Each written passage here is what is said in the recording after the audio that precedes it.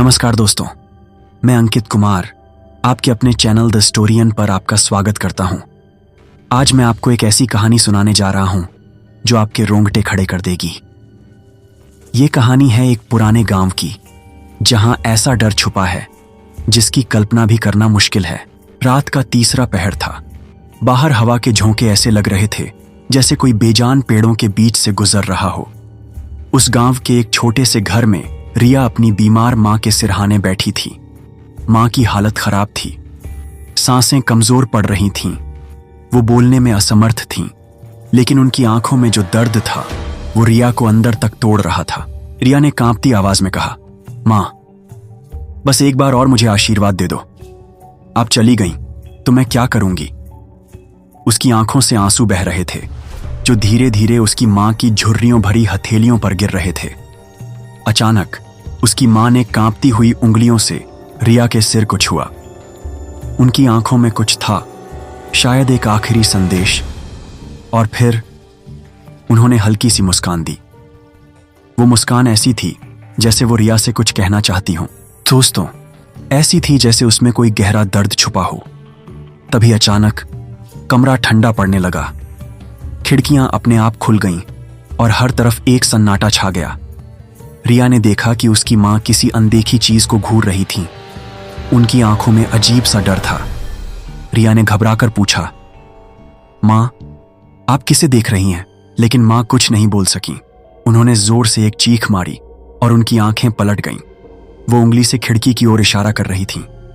रिया ने खिड़की की ओर देखा और वहां अंधेरे में एक परछाई खड़ी थी। रिया डर से कांप रही थी। उसने अपनी मां को हिलाने की कोशिश की, लेकिन वो अब इस दुनिया में नहीं थी। रिया की चीख पूरे घर में गूंज उठी। लेकिन दोस्तों, असली डर तो अभी बाकी था। खिड़की के पास खड़ी वो परछाई धीरे धीरे और पास आने लगी। रिया ने खिड़की बंद करने की कोशिश की, लेकिन जैसे उसके हाथ पत्थर बन गए थे। उसने परछाई को ध्यान से देखा। वो एक बूढ़ी औरत थी। उसके बाल बिखरे हुए थे, आंखें सफेद थीं और उसके चेहरे पर एक डरावना घाव था। वो औरत कुछ फुसफुसा रही थी। रिया ने जैसे तैसे अपने कानों को उस आवाज की ओर लगाया। उसने सुना, ये सिर्फ शुरुआत है, तुम्हें और खोना होगा। रिया की चीखें पूरे गांव में गूंज गईं। अगले दिन गांव के बुजुर्ग रिया के घर पहुंचे। उन्होंने उसे सांत्वना दी, लेकिन उनकी आंखों में भी डर साफ झलक रहा था।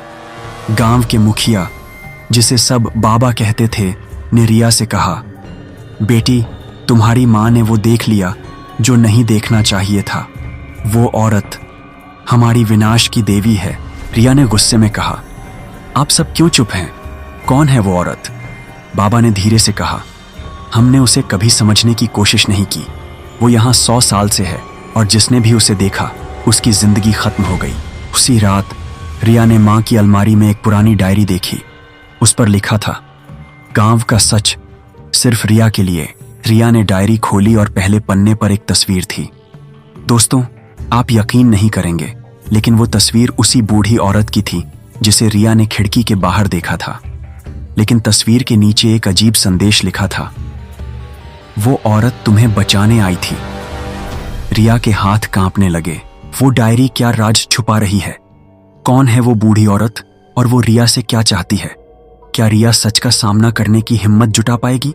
दोस्तों, इस कहानी का अगला भाग जानने के लिए जुड़े रहिए द स्टोरियन के साथ। मैं अंकित कुमार हर बार आपके लिए ऐसी कहानियां लाता हूं जो आपको एक अलग ही दुनिया में ले जाएंगी। अगर ये कहानी आपको पसंद आई हो तो इसे लाइक करें, शेयर करें और चैनल को सब्सक्राइब करना न भूलें। अगले भाग में मिलते हैं। तब तक सुरक्षित रहें और सतर्क रहें।